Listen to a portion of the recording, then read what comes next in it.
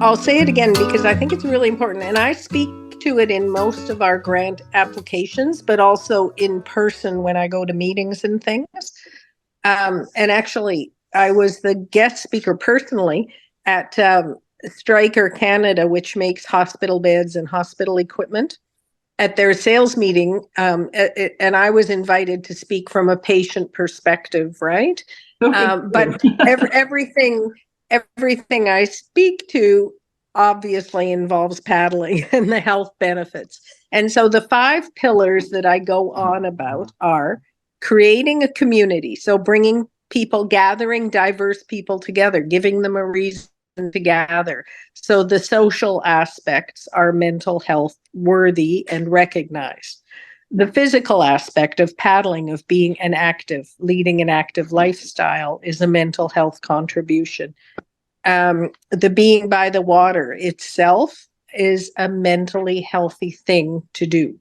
And you can go on about the negative ions and blah, blah, blah. There's lots of research on it. Being in sync with others is a mental health boost. Those are all pillars that grantors, so if they're choosing you versus a community organization that does, lawn bowling, or somebody who does knitting or book club or whatever it is, those are the things that you can especially tout as an organization that are intrinsic to our sport, that are added benefits that a book club wouldn't have necessarily. Well, the 5th one, as I recall you had, was alluding to older people keeping active and not... Yep, active living, lifestyle active living.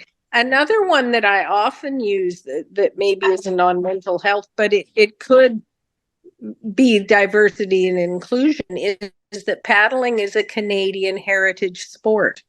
So introducing newcomers to a Canadian heritage sport should give you some brownie points. And we also had very good success with some of our training. We brought in pool safety training, capsize training, and it improved a lot with our seniors. I thought it would improve our main paddlers and some of our younger paddlers that aren't used to lake paddling, but it ended up being a massive boost to our seniors population because it gave them much more confidence that they were safe in the boat, they could get back in, and also because we had small boats there as well as big boats. A lot of them tried the small boats in the pool session, and then during the year they started appearing at small boat sessions instead of just their big boat session. So it kind of it pulled the groups together more. Because that's a beautiful thing to comment on, because I know, Don, I was sending you footage of that when there was concern expressed about increased safety and particularly life jackets and things, and being on the lake. If you recall, there was some discussion of that last year and the safety of it. So Julian, your point is, I think, important for a couple of things, but that's more the nature of our club in particular. We pull different diverse abilities together and give them all a rung up on the ladder.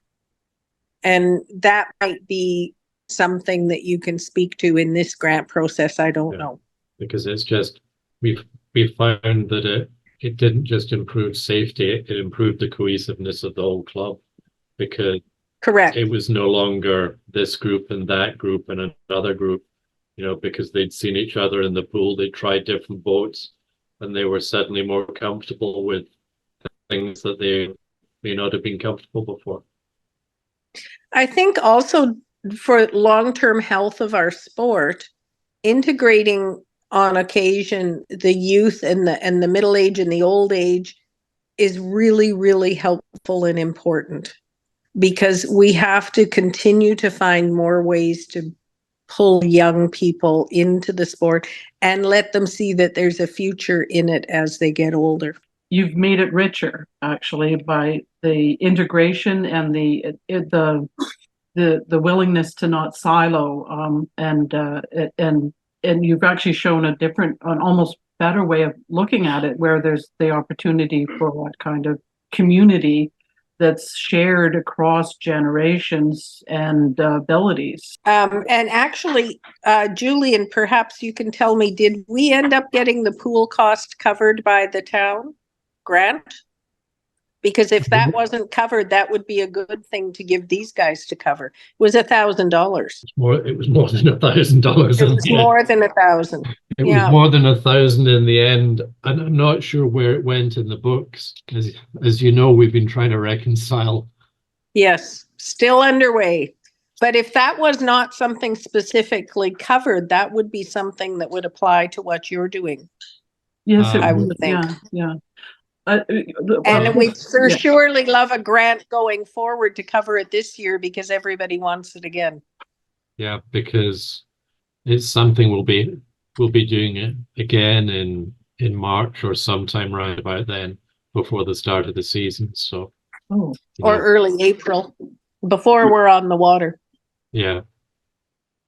It's just, I thought this grant was up till the end of March, but I could certainly detail. We took 8 refugee kids in our camp for free. One of them got covered for sure, but the others was paid for by our club. And so those are not hugely expensive, but certainly we could add up several $100s in those. Sure. Legitimately, I think. Then the other part is the refugees. We did free stand-up paddling for refugees this year. Again, it's our second year of doing that. And Jillian sent the stats. I'd have to go back and look. But for sure, at least 20 of those sessions were not paid for by anybody. We had more than 40 individuals take part, and many of them for the whole summer. Yeah. So originally, back 20 years ago, I actually ran a program with Sheridan College where they had, introducing to new Canadian activities, and they took them to movies and took them bowling and brought them to our canoe club. As far as I know, they stopped doing that program and they haven't started up again. But they actually housed Ukrainian refugees for the last 2 years in their student housing. And so that's when I reached out and said, well, we could include them in our club. And we just did it for free of charge as our karma, our give back. Since COVID, we've given healthcare workers and now refugees free stand up. So the thing about, and the other one was to get across the benefits of the marathon sport for people that are not kids going, but they are adults and going into adulthood and older. This is the kind of sport that really fits that demographic that's often overlooked. We've been trying to communicate this where we fit that area, and this is an area you excel at. So you have your programs that are specific for older people. Integration back to the other silos and not taking out the silos is the beautiful thing, but it's those older. We had more than 60 seniors. I don't know the exact number sign up as members this year, and I think it still has more than 90 on the mailing list. Although they do drop off for some reason. Eventually, they drop off. As long as they don't drop off when they're in the canoe. But okay. It's a very fast. Yeah, so far none of that.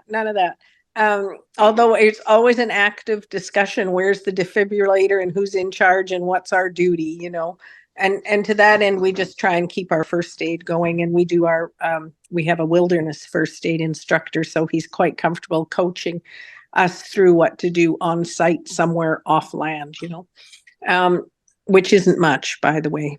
There's not much you can do, but there you go. Certainly our daytime seniors program, our kids camps program, and our stand-up paddling are the 3 that would directly apply to what you're looking at. Beyond, we have a paddle-all program. I guess we should say 4 programs. Mm-hmm. We have a paddle-all program for people. It's targeted to severe disabilities. And that one would apply as well. And that's not funded by anybody as far as I know. Yeah, no. Originally, we thought of that as being more like a program that would feed into Paralympics.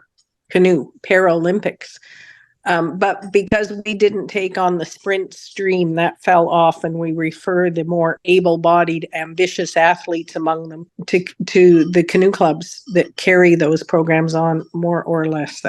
That's another whole discussion item where they've dropped the ball. But although Mississauga Canoe Club is back chomping at it pretty nicely. For us, then, it sort of defaulted to be for very severely disabled people, by and large. Some of them never get over holding a paddle and pulling a stroke, but that's okay with us.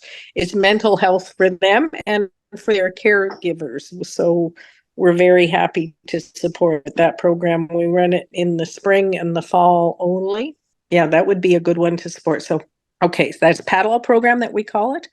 Our daytime kapunas, or our senior program for integration of all ages and all abilities as well.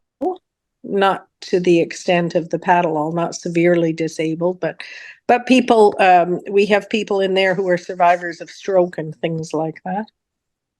And then our refugee stand-up paddle program, which is a karma program. We run it for free, but there are costs associated, and it would be lovely to have some recognition of that.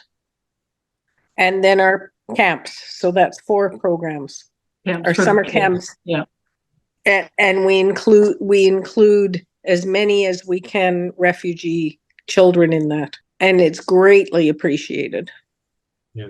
So it's 4 plus the integrated safety stuff. Yeah. So four pillar programs there, and plus the integrated safety. Yeah.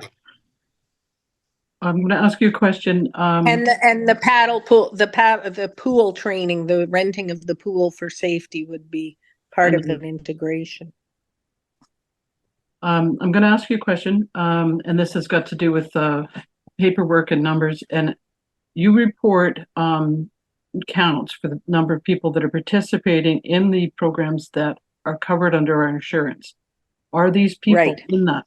Are those numbers in there? Yes. Okay, great. Yes, and we pay for them even when it's a free program. Right. Okay. Right.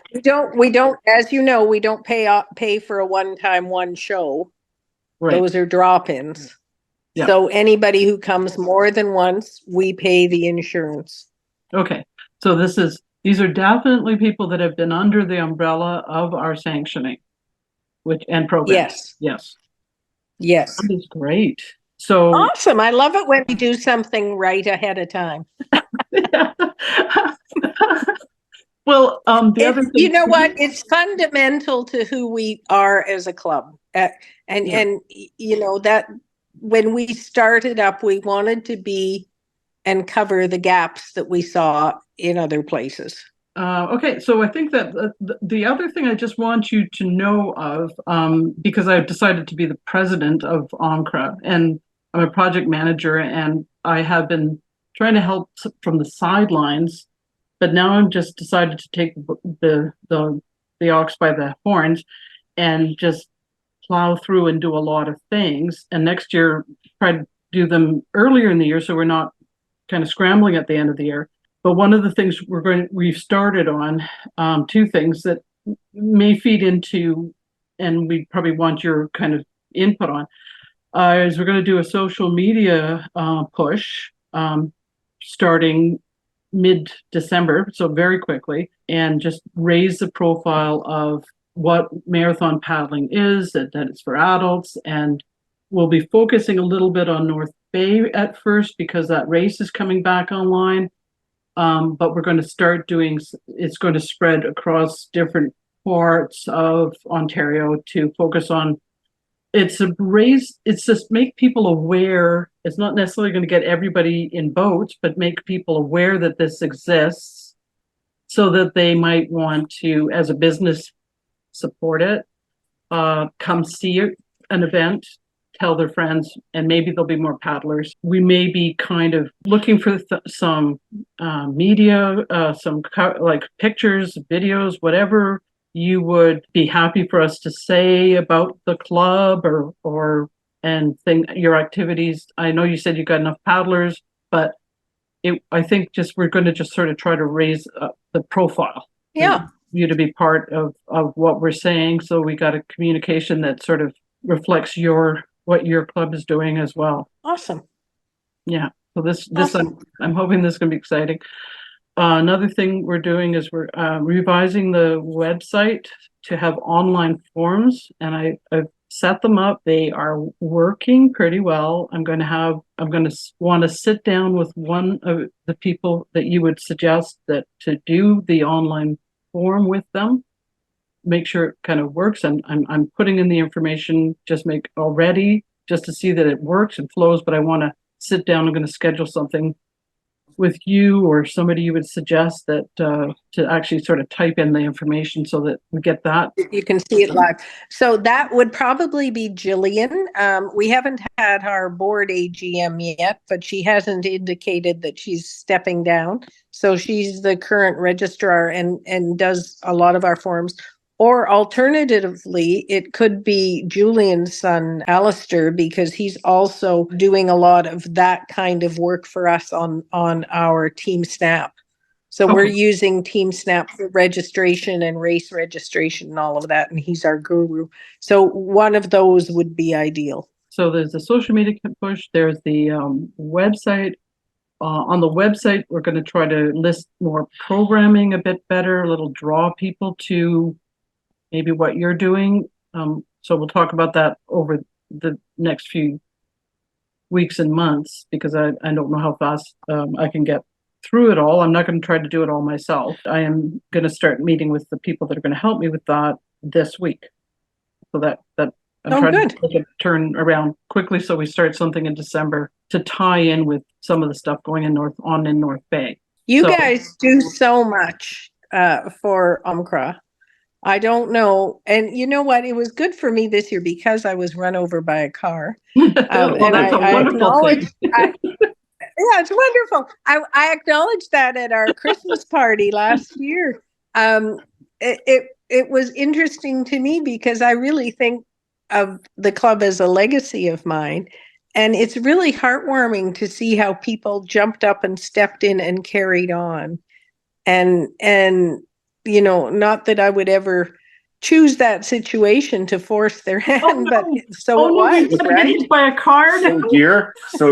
You were me that gets hit by the car. The other one drives. We'll both be able to condition. And you wonder, right? What's gonna, because if you yourself have been doing so much and leading and driving so much, like who's going to carry enough to carry that load and carry on, right? It's one of the things, it is actually one of the things why I had sort of tried to step back, because the health of the organization means people have to step up. But I found that I was either going to have to step back and it wasn't looking good. So I just thought, I'm just going to step up, just do everything I can to just raise the profile, bring people in, and do the programming the way the board talks about wanting to do this, and then for some reason it doesn't happen. We were going to do a training clinic, we're going to get Ryan to do a pool training thing, but we never called him. You know, so we've called him now, and I think we'll call him to do it earlier next year. Not, you know, so I just want to get doing that. Yep. And I think that will give a chance for there to be a legacy that carries on, because once we get people sort of seeing and doing, and this is this was how it has to be done. We do that. So you know what, Kim? Yeah. Ryan, this year, for the first time in many years, we used to book the paddle pool at nights maybe 20 years ago, but we haven't at Mississauga until this year. We haven't for at least a dozen years or more. But we booked a daytime, and we thought more of our active gung-ho people would come. And nicely enough, it's about a 50-50 split. And we have a lot of our senior kapunas coming, and they are getting as much out of it as the rest of us are. And Ryan wrote the program, as you know. So I love that you're trying to find ways of integrating and reaching out in other ways to people. That's been a really good success for the club as well, the paddle pool this year. Yeah, and so for me, it's rather than stepping back now, I'm stepping forward and sort of giving a little bit of a reinvigoration. I think needs to happen. It just has to happen, and then we see where we are after a couple of years of that. There's so much potential. I think we'll realize it by just getting through a lot of things. Another thing I just want to mention, something that's been on the back burner for a while, many maybe years, is something called a Rice Organizer's Guide. And so it is now with the editor and publisher. And so we're awesome. So we're hoping to have it now. It'll come out, and then people will see a lot of things that should have been added or changed, but at least we get a version out. Mm-hmm. And then lovely something. So there's a number of things I've been sort of kicking off the curb onto the road, and they're going to start spinning the wheels and happening. So I just wanted to give you a little picture of that. Good. Well, good luck. It's nice seeing you both live. Yeah, it's lovely to actually do that, to talk in person. Thank you, Julian. You're welcome. So if you We're want to represented. Yeah. Oh, there we go. I don't know where I went. I was looking. I still can't see Julian. I was busy, but he does turn up when he speaks. So there you go. So if you want to, you've given us so much information that I think we can take that to the board. If you want to give specifics about areas that you feel really are lend themselves well to this, then we will talk to the board and think about amounts and stuff like that, and then get back in touch. Okay. Unless you need something else, I won't go ahead. But if you wanted anything in particular, like pictures or something, I could dig those up. That'd be great. Okay. Well, yeah, I could send like a couple pictures of the paddle pool, of the stand up, of the kids camp, that kind of thing. Yeah, if we can use that for the social media and for the website, let me know which ones are appropriate in case there's any concerns for privacy or whatever. All our people sign a waiver in whenever they join the club that we are allowed to use their images for social media. But even so, I know some people are sensitive. So if there's anything I think is sensitive, I will not include that. Okay. This is great. Okay. You look terrific. I love the colors. Oh, thank you. Yeah. Oh, thank you. Thank you. That's my house color, eh? The green. Oh yeah. See? Ooh, Christmas tree. Oh, I know I've got Christmas going, and I'll show you what else I've got going. I won't show you the mess because I'm putting up Christmas decor. Too late. Scene. There's my paddle wall. Oh wow. Oh Ah, wow. yeah, there you go. And there's my paddle front entrance. Okay, enough. Ho ho ho. It looks like a curve. Oh, Is it a curve? yeah. Oh wow. It's a curved ceiling. Like a And, cedar strip boat. Yeah, it is. That was meant to be evocative of that. Excellent. Yeah. There you go. Okay. All right. Good talking to you. Good night. Yeah, good talking. Bye, guys. Bye, Julian. Bye. Thanks for It's being good to on meet the you, call. Julian. Bye. Yep. Bye now.